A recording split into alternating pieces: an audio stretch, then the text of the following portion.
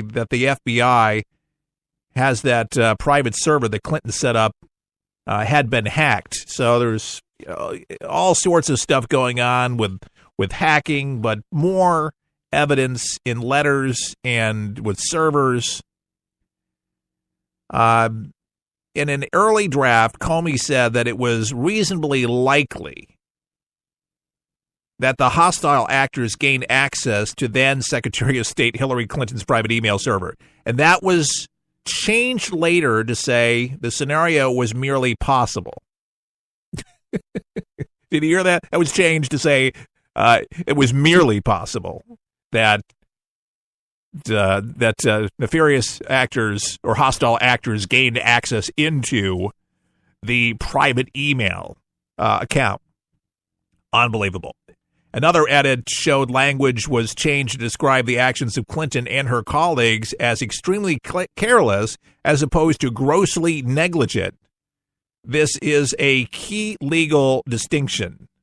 And this edit has been previously reported as being that made through the efforts of FBI official Peter Strzok, who later demoted from special counsel Mueller's investigation into the Russia meddling over anti-Trump text, as you remember all of that. So, big mess, lots of hoopla, but you heard the audio and sound about this big cloud trying to just point again to the president as he himself colluded, still shows no collusion. But in actuality, who's been colluding all along against Donald Trump and in favor of who?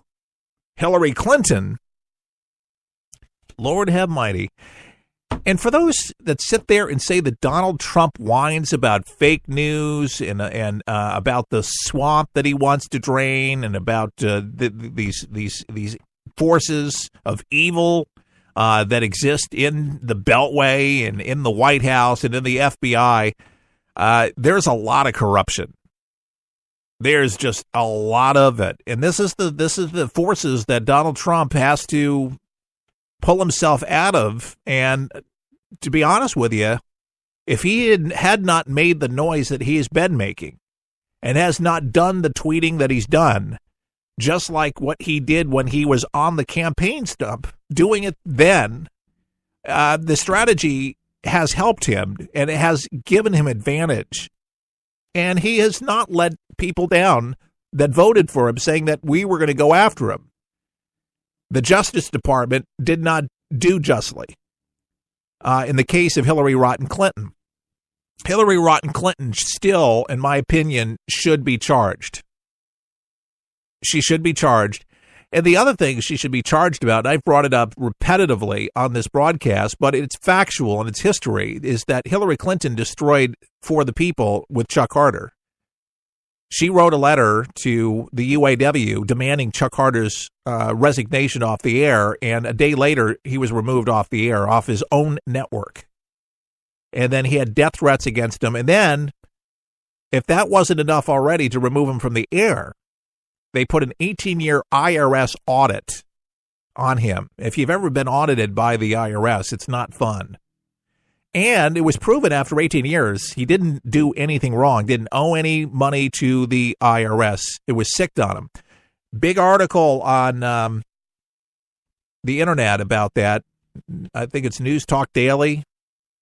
A couple newspapers had put it out, but you can just type in Chuck Harder /silenced. And you can read all about it, but it tells the whole story. And I was there when the letter was passed around when Pat Choate, who was running for vice president back in the 90s, I had held the letter that was written by Hillary Rotten Clinton from the White House on White House stationery at the Telford Hotel in White Springs, Florida. I'll never forget it. I was thinking, how can Hillary Clinton and the first lady of the United States do this? And believe me, she was evil, pure evil. And she did things like that to countless people when she was in there against her political opponents. For both of them, this is how evil they are. People died. People's careers were destroyed. This is the left. This is how they operate. You want to talk about evil. That's pure unadulterated evil. This is For the People Weekend. Keith Allen, if you're just joining us, it's a consolidated version of For the People, and we appreciate you tuning in. And if you like the commentary, you like the stories, you like the format, you can find us 24 hours a day at forthepeopleshow.com. We're still listener-supported for the weekend edition, so if you want to give a donation of any kind, or if you want to do monthly support for the broadcast, that's still green-lighted. You can still make a donation there. And if you're pre-programmed to have a monthly donation made, we're still accepting that. We appreciate that. But we're still taking donations, and we're still hopeful that we'll go full-time somewhere in one format or another on some major radio station or network in the future. But we're going to be concentrating on promoting it, and we'll let you know with more details about this. But until now, we'll have this weekend edition, which we like to say shelf life of 3 days, Friday, Saturday, and Sunday, the 15th, 16th, and 17th. And then you can listen to it all week long until the next one. But it'll have some of the biggest stories out there. And yeah, who picks it? We pick it, of course. And, we're not going to cover every single thing, but we're going to do our level best to talk about some of the biggest water cooler discussions. And listen, if you want to go to the movies, there's going to be more options. Not movies, but food. Some people make it a big deal. They like snacks, candy, and popcorn, right? Well, check this out. If you like Cheetos, I'm not kidding, they're going to be making their own popcorn. Cheetos popcorn will begin popping up this weekend at select locations of Regal Cinemas. The national movie chain, they announced it this past Tuesday. The new snacks consist of Cheetos-flavored popcorn mixed with crunchy Cheetos. And it's going to come in 32-ounce containers, according to a new news release that I've obtained. It's unclear how long the promotion will last. They said they're excited to give moviegoers a chance to experience Cheetos in an unexpected and delicious new way through their first national theater partnership. Frito-Lay North America Director Marketing Sean Matthews said in a release, Cheetos and popcorn are the ultimate movie snack combination, and Regal Cinemas is the perfect partner to launch Cheetos popcorn nationally. They are very good. Listen, I love Cheetos. Love Cheetos. But isn't that brilliant? Some theaters offer it where you can dip the popcorn into the cheese, and that's really, really good. Some of you already know that little trick. That's delicious. That comes with usually nachos, but you can put some of that cheese over that, and it's just absolutely delicious. Many of you know that Roy Moore feels like, he kind of got a raw deal in Alabama. He was thinking he was going to win, sure to win, and all with the controversies, but there was a lot of money that was spent. And here's what most of the outside money came from for Democratic contender Doug Jones, an analyst for the campaign, donating report for the Federal Elections Commission. And this is very interesting. Most of the outside money for the Democrat Doug Jones, again, as we're talking about. According to the report so far available, Jones received more outside individual donations from California and New York. Now, is that a surprise now? Most outside individual money from Texas. All right, so that's kind of interesting information, right? Senator-elect Doug Jones received, this is really, really crazy, $808K from individual donors originating in California, $680K from New York. Only individual donations above $200 are reported and counted, by the way.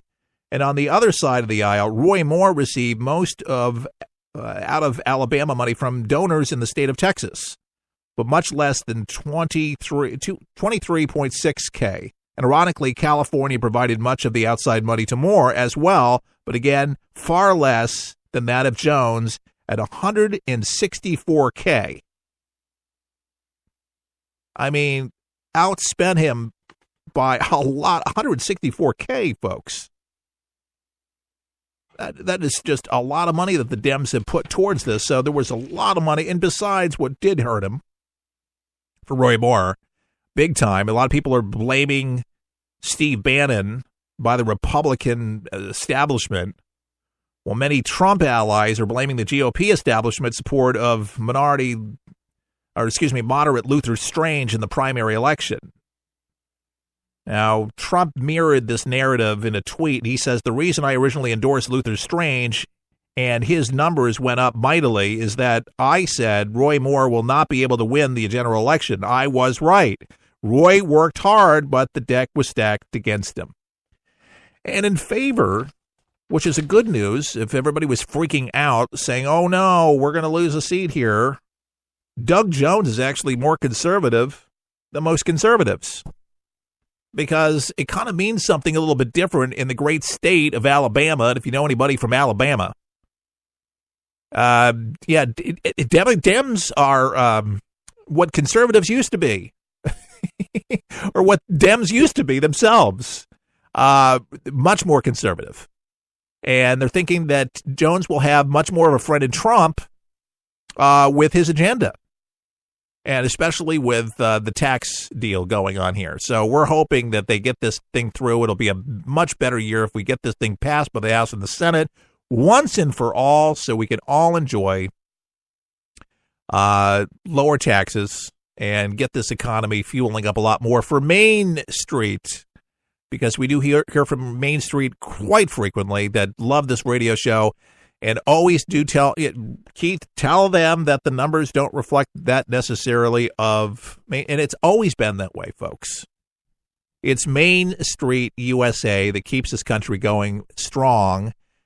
And it's Main Street that voted for Donald Trump and wants to drain the swamp and is still very much behind Donald Trump and wanting the Trump administration to do well.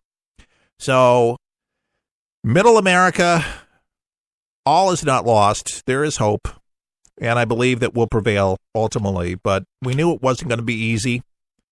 We knew there was going to be attacks, and there'll be new attacks in the coming year. You bet.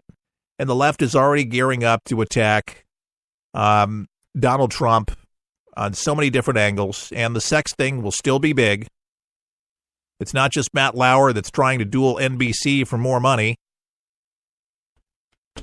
There's going to be folks looking for money from Trump, and they'll be trying to dig out more people from his past just to discredit and just, again, to try to reconcile why it is that they had lost the election, because they are still sore losers, in my opinion. They can't stand behind the president, and they cannot help but go this negative direction, in my opinion, will hurt them in the general elections coming up. The Dems need to have another strategy, a new strategy, a more positive strategy, in order for anybody to respect the party again. And as much as they say that the Republican Party is in disarray and there's not a lot of unity there, I believe there's more unity in the Republicans than in the Democrats. And I think more decency, much more clarity, and more focus with the Republicans, despite a lot of the disunity, with a lot of the different stuff going on here. John McCain, by the way, in the hospital. That's a vote that's needed. And hoping that with the hospitalization, they were able to stabilize him. He's in the hospital because of some negative side effects, apparently, from the chemo. So we're hoping that he'll stabilize, he'll get better. We do wish John McCain well. And his vote is for the tax deal. He's saying this is a go. It's a green light. So it's a good thing. So get well, John McCain. A key member of Kim Jong-un's inner circle. He's seen as one of the most powerful military figures. He's vanished from the public life. They don't see pictures of him, recently sparking rumors that he was executed. And they believe that's such the case. Kim has previously dispatched his enemies via a variety of gruesome methods, shooting them with anti-aircraft weaponry. That must be interesting. And at close distance, and feeding